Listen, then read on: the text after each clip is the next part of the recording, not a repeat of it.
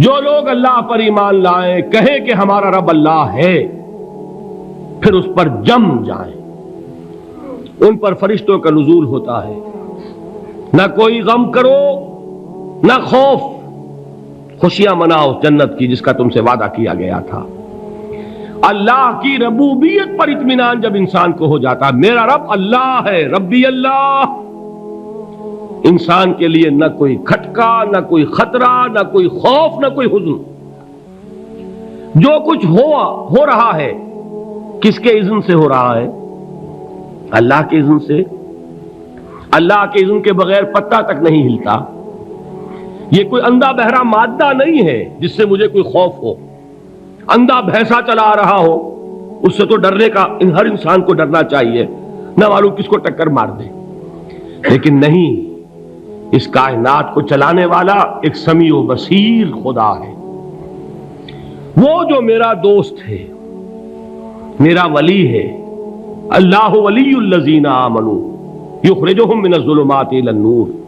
اللہ اہل ایمان کا ولی ہے، ساتھی ہے، پشت پناہ ہے، مددگار ہے، حمایتی ہے۔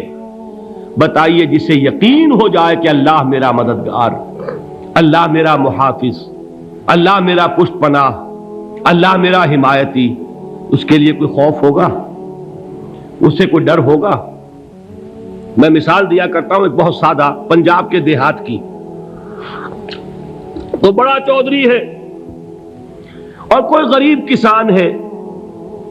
اس غریب کسان کے جانوروں کو ہر وقت اندیشہ ہوگا چوری کا، کوئی میری بھینس کھول کر نہ لے جائے، کوئی میرا بیل کھول کر نہ لے جائے۔ لیکن جس کے بارے میں یہ سب کو معلوم ہو کہ وہ جو بڑا چودھری ہے وہ اس کا دوست ہے، اس کی بچیا کو کوئی خوف ہوگا؟ اس کی بھینس پر کوئی ہاتھ ڈالے گا؟ اسے کوئی اندیشہ ہوگا؟ نہیں۔ کیوں؟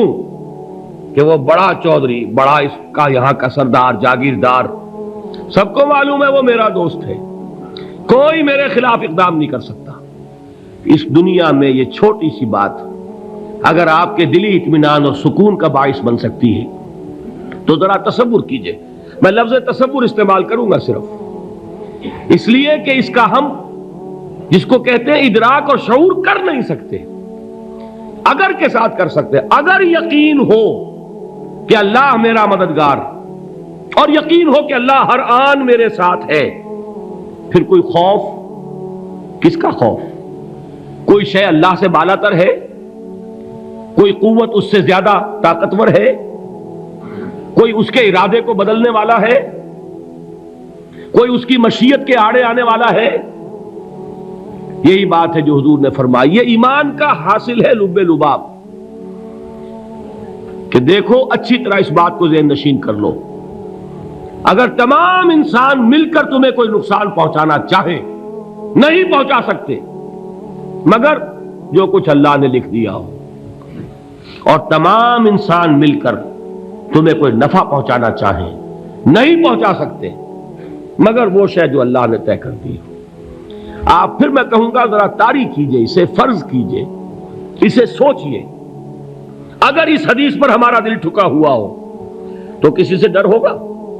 یہ مجھے نقصان نہ پہنچا دے، یہ میری رپورٹ خراب نہ کر دے، یہ میری انکریمنٹ نہ رکوا دے، یہ میرا یہ نہ بگاڑ دے، یہ میرا یہ نقصان نہ پہنچا دے۔ اس کا ڈر، اس کا ڈر، اس کا خوف، اس کی خوشامد، اس کے لیے جا کر طرح طرح سے اپنی عزت نفس کو ذلیل کروانا اس کے سامنے، یہ سب کچھ کیوں کرتا ہے انسان؟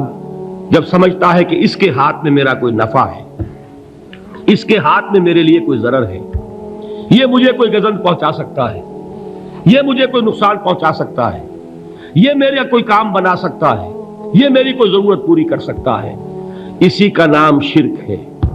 جہاں آپ نے یہ سمجھا کہ غیر اللہ کے اندر کوئی طاقت موجود ہے، وہی شرک ہے۔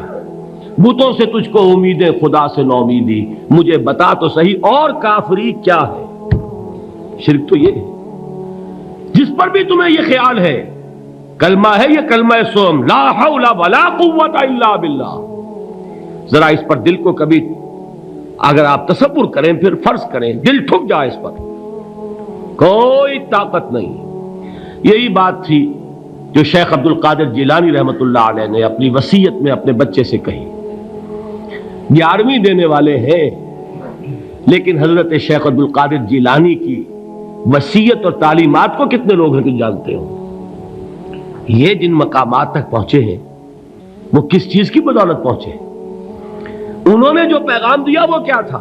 اے میرے بچے، جس طریقے سے قرآن مجید میں حضرت لقمان کی نصیحتیں جو ہے نقل کر دی گئی ہیں، میں یہ عرض کروں گا بالفرض اگر قرآن حضرت عبد القادر جیلانی کے بعد نازل ہوا ہوتا تو شیخ عبد القادر کی یہ نصیحتیں بھی قرآن میں درج ہوتی.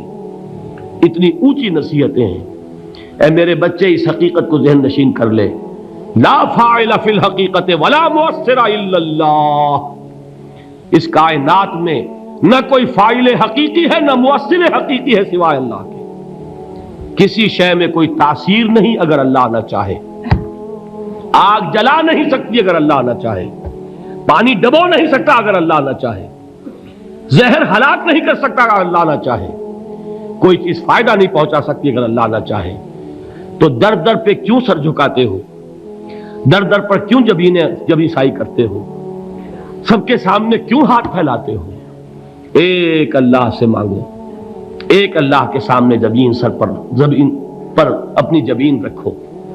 لا فاعل فی الحقیقت ولا مؤثر الا اللہ. نظر آتا ہے ہمیں کہ پانی پیاس بجھا دیتا ہے. پیاس بجھانے کی صلاحیت پانی میں نہیں ہے، اللہ کے اذن سے. کھانا بھوک مٹا دیتا ہے. بھوک مٹانے کی صلاحیت کھانے میں نہیں ہے، اذن رب میں ہے. دیکھیے یہی یقین تھا. حضرت موسیٰ علیہ السلام کا واقعہ یاد کیجئے. سامنے سمندر آ گیا ہے. قوم دیکھتی ہے پیچھے کہ گرد و غبار کا طوفان ہے. معلوم ہوا کہ فرعون اپنے لشکر سمیت آ گیا ہے. لشکر جب چلتا تھا تیز رفتاری کے ساتھ تو گرد و غبار کا جو طوفان اٹھتا تھا اس کا تصور کیجیے. اور لمحہ بلمحہ وہ قریب آ رہا ہے. پوری قوم نے کیا کہا؟ اے موسیٰ انا لمدرکون. اے موسیٰ ہم کو پکڑے گئے. قرآن مجید نے تو یہاں وہ باتیں نہیں لکھی ہیں، لیکن تورات میں یہ درج ہے کہ بنی اسرائیل جھگڑنے لگے، دست و گریبان ہو گئے موسیٰ کے ساتھ. موسیٰ ہمیں یہاں مروایا لا کر، اس سے تو ہم ہی بہتر تھے. وہاں کھانے کو ملتا تھا، زندگی تو تھی، بیگار ہم کر رہے تھے، موت تو نہیں تھی. اب جو کچھ ہوگا اس کا تصور کرو، جس طریقے سے ہمارے ٹکڑے اڑائے جائیں گے. تو لڑ رہے ہیں حضرت موسیٰ علیہ السلام سے. یہ تورات کی تفصیل ہے. قرآن میں صرف اتنا آیا ہے، پریشان ہو کر انہوں نے کہا انا لمدرکون. موسیٰ ہم تو پکڑے گئے. اس وقت موسیٰ کا جواب کیا ہے؟ کلا ان معی ربی سیہدین. نہیں، میرے ساتھ میرا رب ہے، وہ راستہ دے گا. بتائیے کہاں راستہ نظر آ رہا ہے؟ یہ ہے ایمان بالغیب. راستہ نظر نہ آئے تب اللہ پر یقین ایمان ہے. جیب میں پیسے ہوں اور تب دل کو اطمینان ہے تو ایمان کس پر ہوا؟ پیسے پر، اللہ پر نہیں. جب وسائل و ذرائع نہ ہو اور پھر یقین ہو کہ اللہ مسبب الاسباب ہے، وہ اسباب کا پابند نہیں ہے، وہ اسباب کا محتاج نہیں ہے، اسباب اس کے محتاج ہے. اگر یہ یقین ہے تو اللہ پر ایمان ہے. یہ نہیں ہے تو تمہارا ایمان اسباب پر ہے، وسائل پر ہے، ذرائع پر ہے، مادیات پر ہے، اللہ پر نہیں. اس وقت کہاں راستہ تھا؟ کوئی راستہ تھا؟ سمندر ہے اور ادھر سے لشکر آ گیا ہے. کلا ان معی ربی سیہدین. اب دیکھیے ایمان کہہ دینا آسان ہے، ہوا معکم اینما کنتم. جہاں کہیں بھی تم ہوتے ہو اللہ تمہارے ساتھ ہوتا ہے. لیکن اس کا یقین قائم ہو جائے تو زمین و آسمان کا فرق واقع ہو جائے. یہی بات ہوئی حضور کے ساتھ. غار ہے، چھپے ہوئے ہیں محمد الرسول اللہ اور آپ کے وہ یار غار ابو بکر صدیق رضی اللہ تعالی عنہ. اقبال نے حضرت ابو بکر کی شان میں چند اشعار کہے صرف، لیکن واقعہ یہ ہے کہ بھاری بھاری نظموں پر اور قصیدوں پر بھاری ہے. طویل ترین نظمیں اور قصیدے ہوں ان پر بھاری ہے. ہمتیں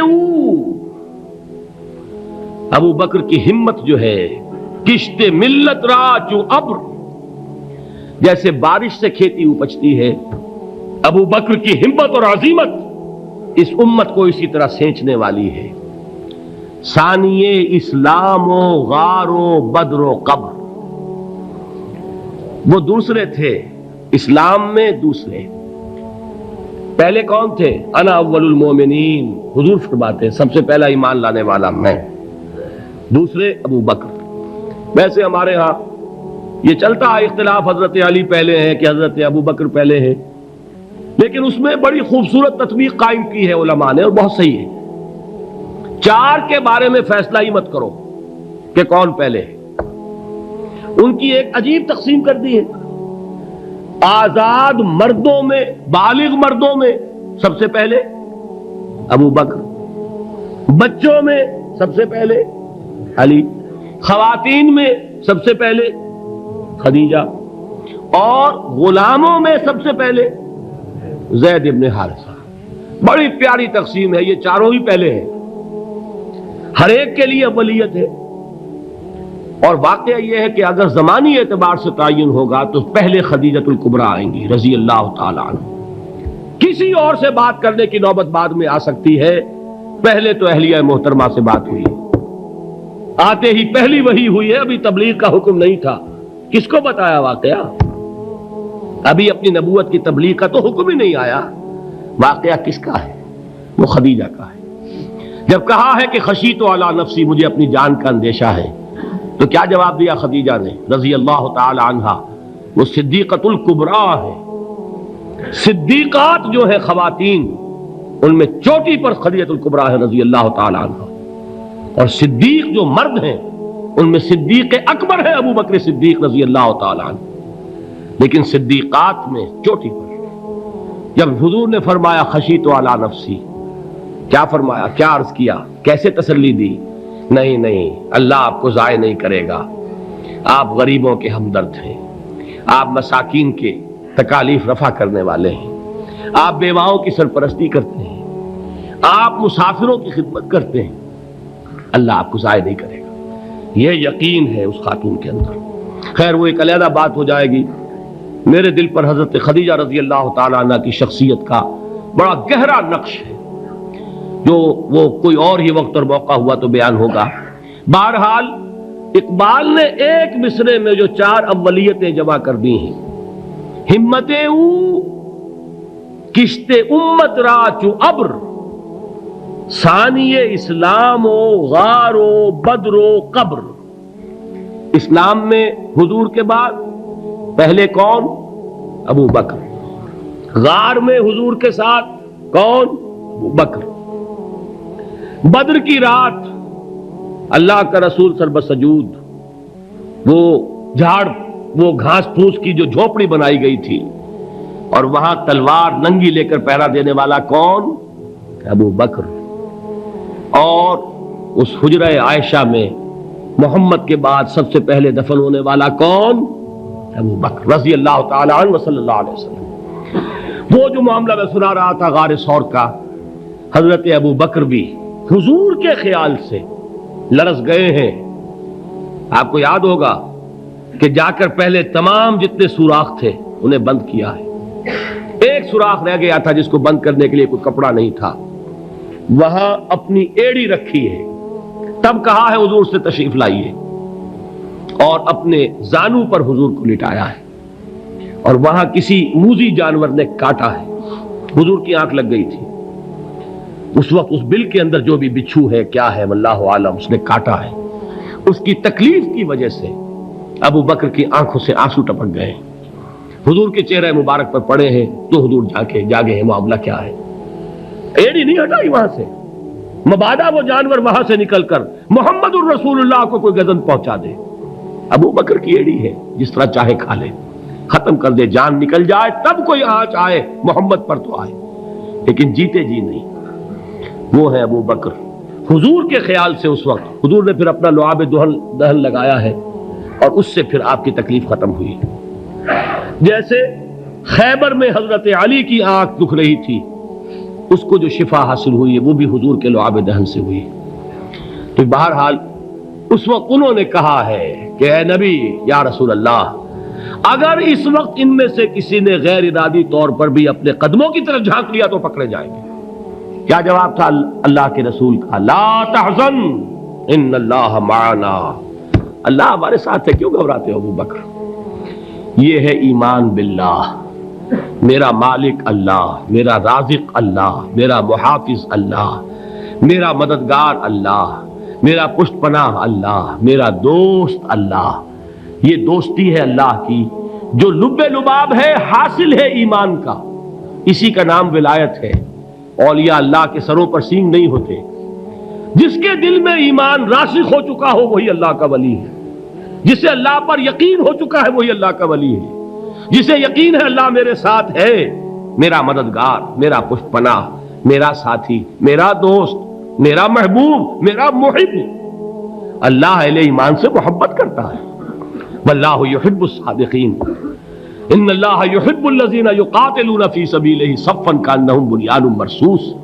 اللہ محبت کرنے والا، اہل ایمان محبوب، اور اہل ایمان محبت کرنے والے اللہ محبوب۔ والذین آمنوا اشد حبا للہ۔